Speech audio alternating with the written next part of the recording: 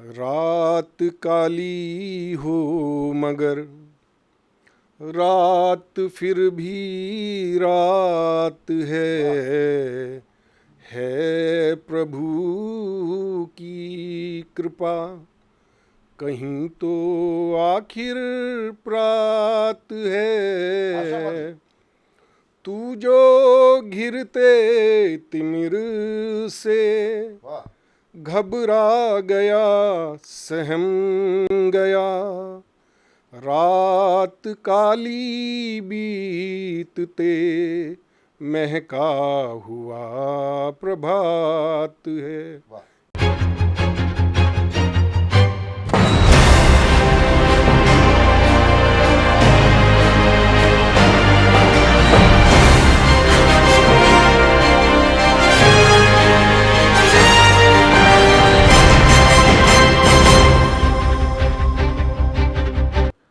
नमस्कार, आप देख रहे हैं द न्यूज़ वाला नेटवर्क और मैं हूं आपके साथ हेमंत।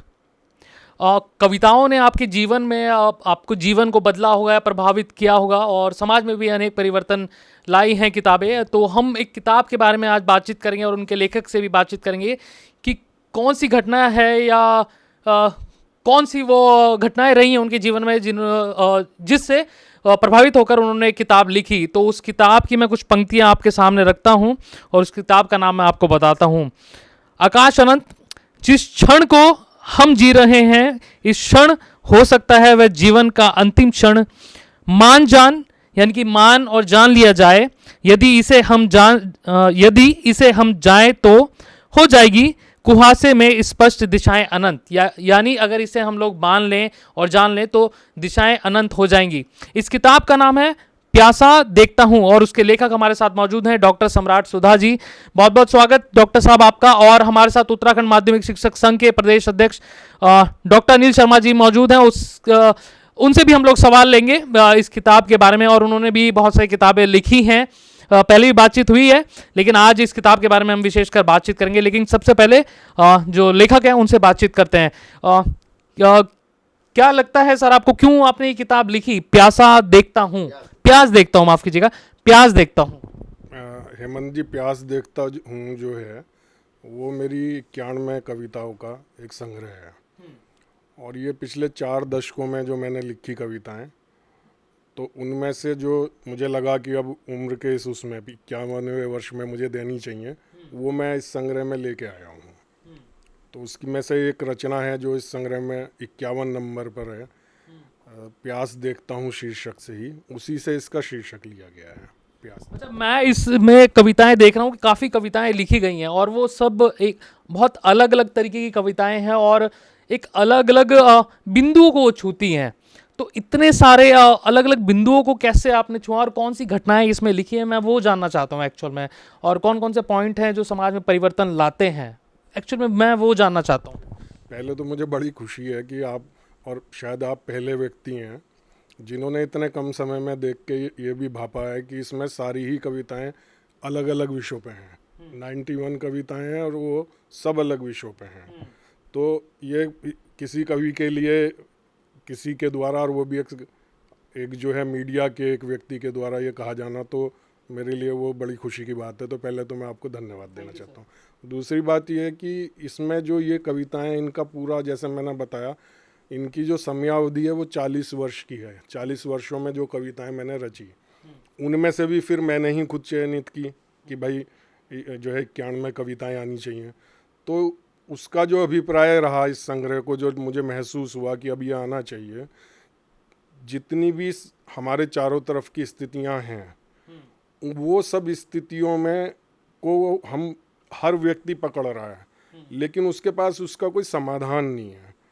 मुझे ऐसा लगता है, मैं ऐसा दावा नहीं करता कि अगर इन कविताओं तक कोई व्यक्ति आप ही की तरह और आगे बढ़ गया तो शायद उसकी जीवन की किसी ना किसी समस्या का समाधान ये संग्रह जो है निश्चित रूप से उसे दे पाएंगी।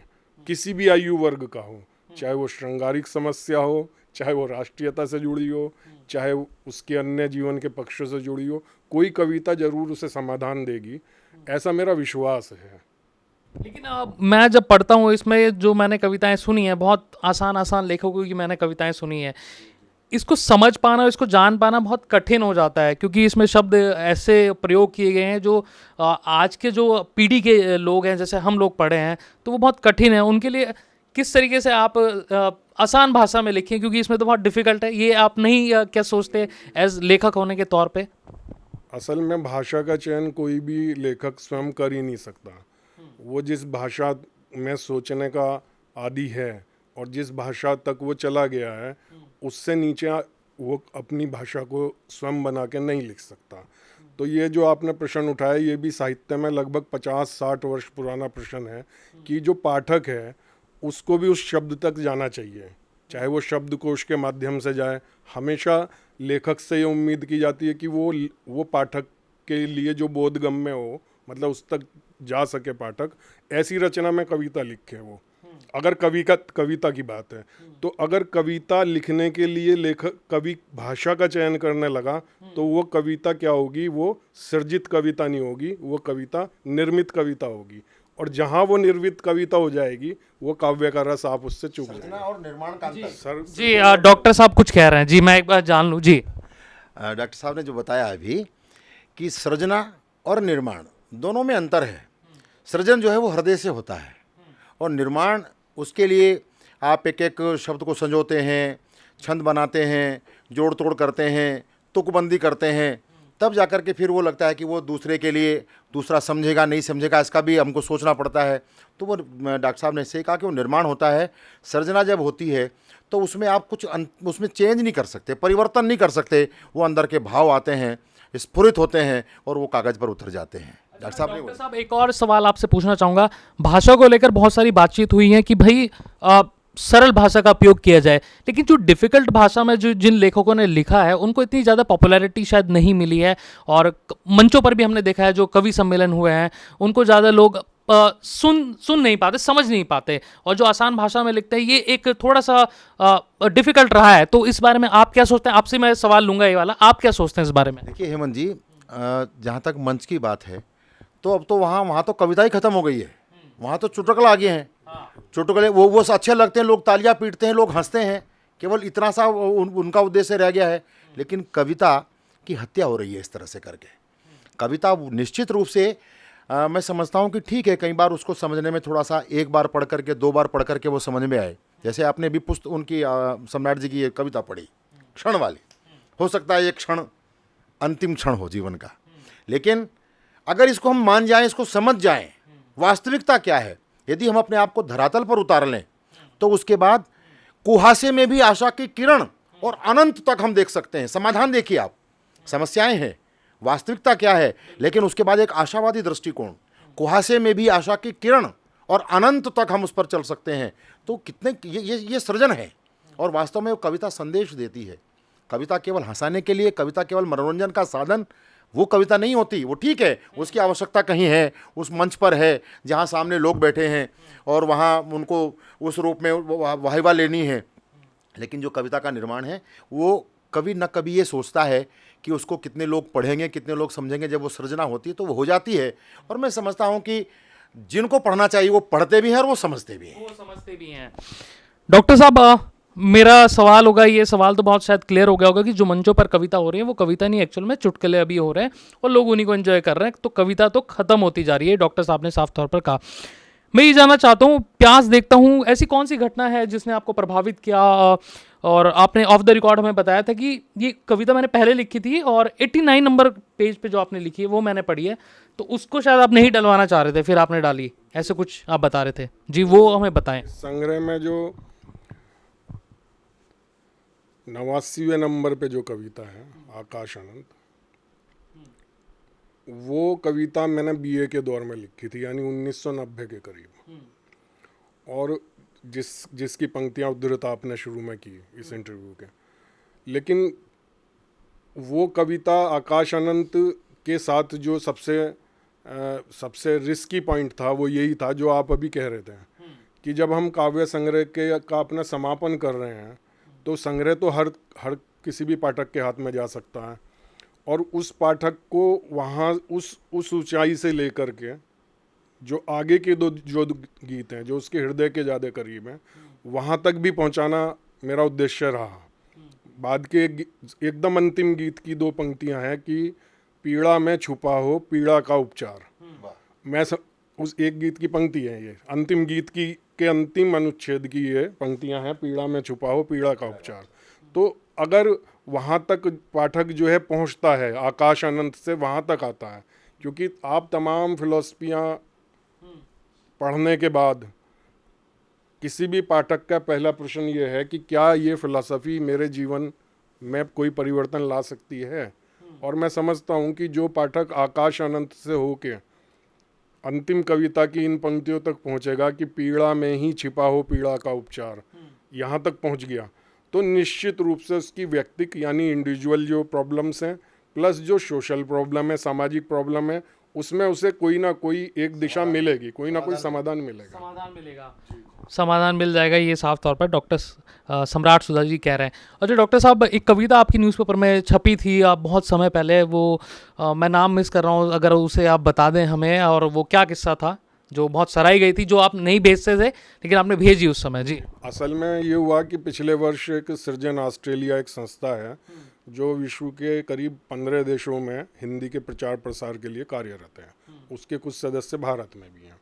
तो हमारे पूर्व प्रधानमंत्री श्री अटल बिहारी वाजपेयी जी की जयंती के उपलक्ष्य में उन्होंने पूरे विश्व में जो हिंदी के लोग हैं उनसे कविताएं जो हैं वो आमंत्रित की। वो अटल जी के विषय में नहीं थी, लेकिन उनकी प्रस्तुति अटल जी की ही जयंती पे 25 दिसंबर को की जानी थी। ऑनलाइन एक वो अंतर्राष्ट्रीय कवि सम्मेलन था।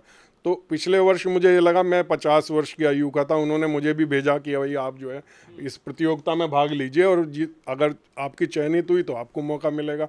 तो एक छोटी सी जगह आई कि अगर 50 वर्ष में मैं इस प्रतियोगिता में हिस्सा लेता हूँ और मेरी कविता चयनित नहीं हुई तो मुझ में ज़रूर एक कॉम्प्लेक्स आ सकता है कि भाई कविता के स्तर पे हम अभी इतने परिपक्व नहीं हुए हैं, मैच्योर नहीं हुए हैं। लेकिन अटल जी का आशीर्वाद था या ईश्वर चाह रहे थे तो मैंने वो कविता बाद में एक झिझक के बाद भेज दी और करीब 3000 कविताओं में से जो उन्हें मिली, उन्होंने 51 कवियों को, जिसमें विदेश के भी कवि थे और भारत के भी कवि थे, वो चयनित वो कविता हुई। उसका नाम था काल चक्र के माथे पर। जी, काल चक्र के माथे पर। और वो कोरोना पीरियड में समय में जो प्रवासी मुंबई से और अन्य जगह से अपने पूर्वी भागों में जा रहे थे, उनसे मेरा एक संवाद था। उससे एक संवाद है कि हम उसको क्या देना चाह रहे हैं और वो हमसे क्या चाह रहा है, इसमें अंतर था। तो रास्तों में भी जो उनको दिया गया, दरअसल उनको भोजन की भी चाह नहीं थी, अगर आपने देखा हो। उनकी एक ही चाह थी कि वो कैसे भी जल्दी से जल्दी अपने गांव या अपने घर पहुंच जाएं। तो उसी में पंक्तियां हैं कि मैंने उससे रोटी पूछी, उसने मांगी छाँव, मैंने उसको आसन भेजा, उसने पूछी छाँव। तो यानी वो उसकी जो समस्याएं हैं और वो जो जिसको हम देना चाह रहे हैं, चाहे प्रवासी है, अब इससे और विस्तार दे दें, अगर हम जीवन में भी हम बोलते हैं हम उसको कुछ देना चाह रहे हैं, प्रश्न ये है कि उसके लिए उसकी उपादेयता है कि नहीं। बजाय हम उसकी पूछने की कि वो क्या चाह रहा है, हम जिससे हम संपन्न होते हैं या जो हमारे पास अतिरिक्त होता है या जो हमारे पास विकृत हो चुका होता है, वो हम प्रस्तुत करते हैं अन्य के लिए। यही कविता में वो कहने का प्रयास किया गया। डॉक्टर साहब, मैं ये आपसे पूछना चाहूँगा, इस जो सर ने जो किताब लिखी है प्यास देखता हूँ, इसकी कौन सी कविता है जो आपको बेहद पसंद है? और मैं सुनना चाहूँगा सबसे पहले आपसे सुनेंगे, फिर आपसे सुनेंगे और अंत में सवाल लेंगे भाई किताब कैसे लोगों तक आप पहुँचा रहे हैं। जी डॉक्टर साहब, आप कोई कविता प्लीज़ हमें सुनाएं।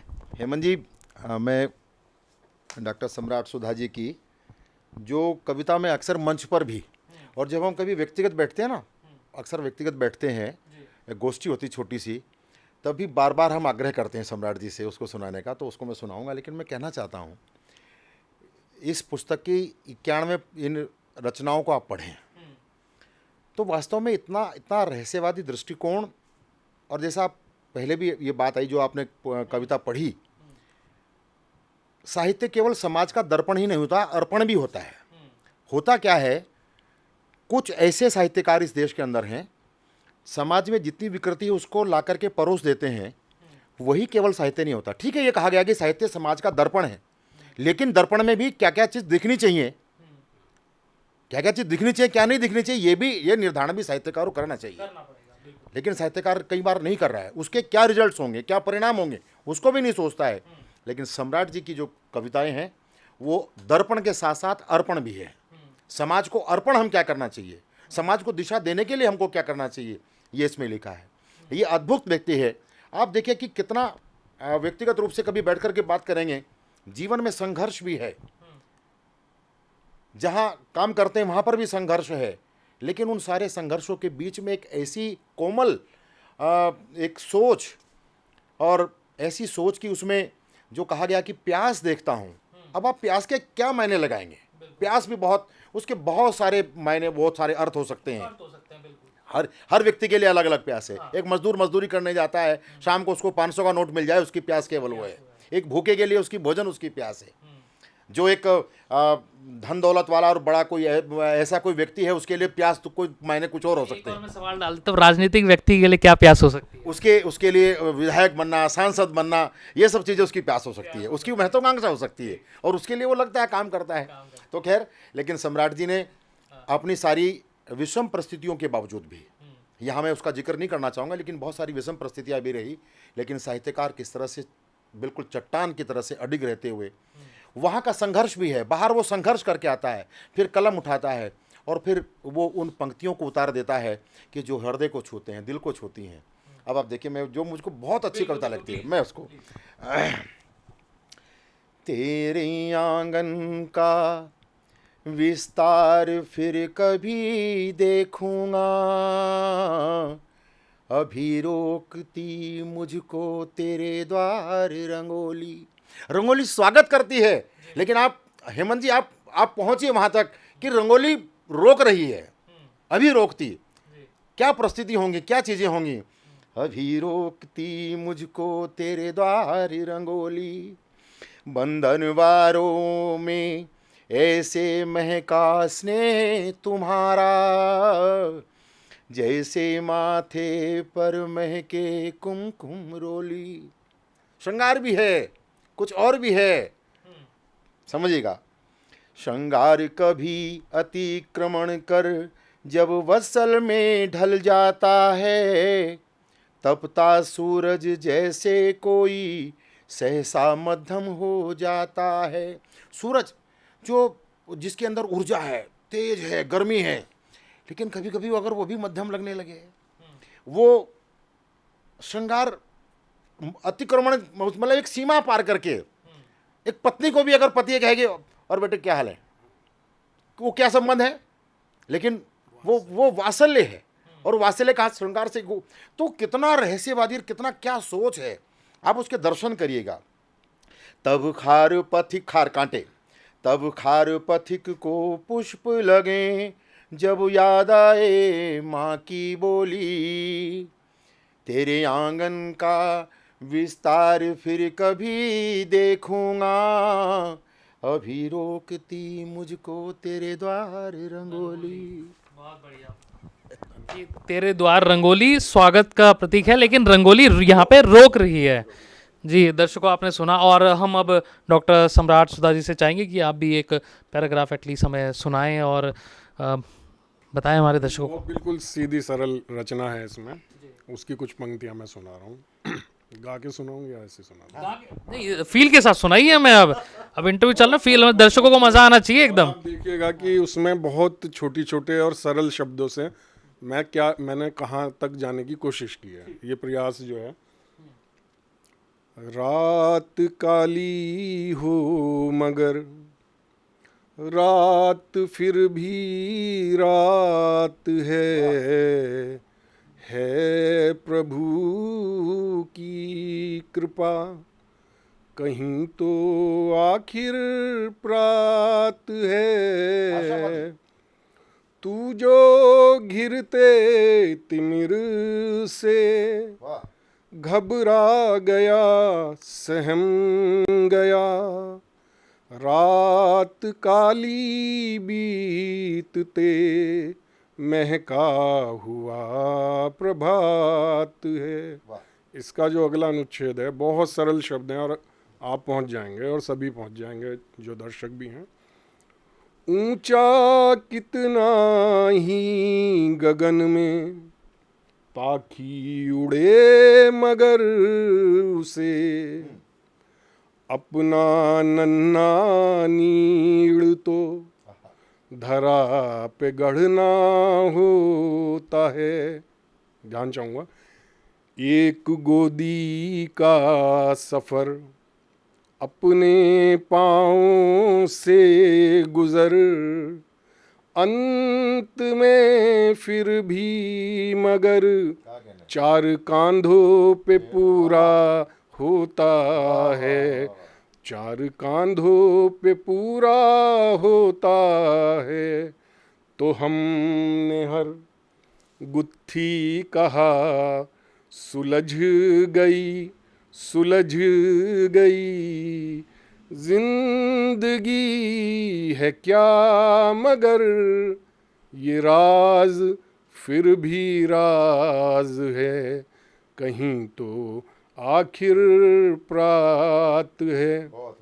इस कविता का एक स्ट्रेंजा छोड़ के जो लास्ट का जो सबसे ज़्यादा प्रिय है, मतलब पसंद किया था, मरहमों का देवता हर नगर डगर मिला, मरहमों का देवता हर नगर डगर मिला, माँ के दुलार सा रफूगर पर नहीं मिला,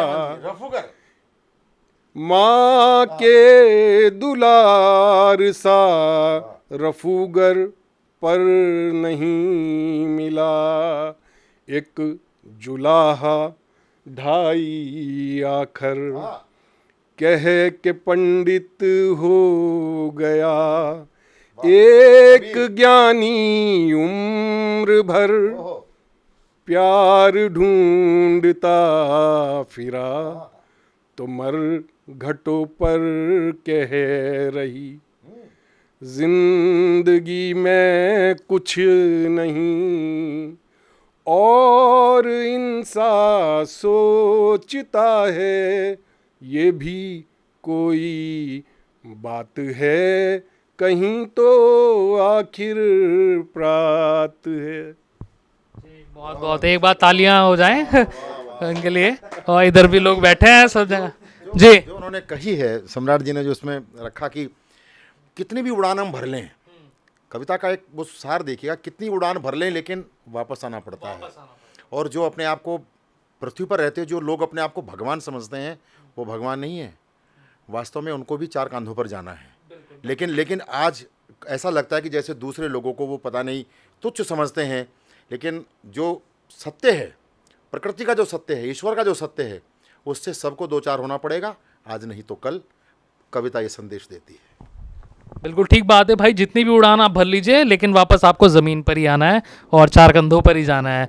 बहुत बहुत शुक्रिया। करने से पहले मैं आपसे ये जानना चाहूँगा, ये किताब अगर कोई पढ़ना चाहता है, प्यास देखता हूँ, तो ये कैसे उपलब्ध होगी उनको? जितने भी मतलब मुख्य जो बिक्री माध्यम है सोशल मीडिया पे, उनका नाम लेना तो कोई वो नहीं है, तो वो उन पे वो उपलब्ध है, इसको ऑनलाइन खरीदा जा सकता है। हाँ, और यदि कोई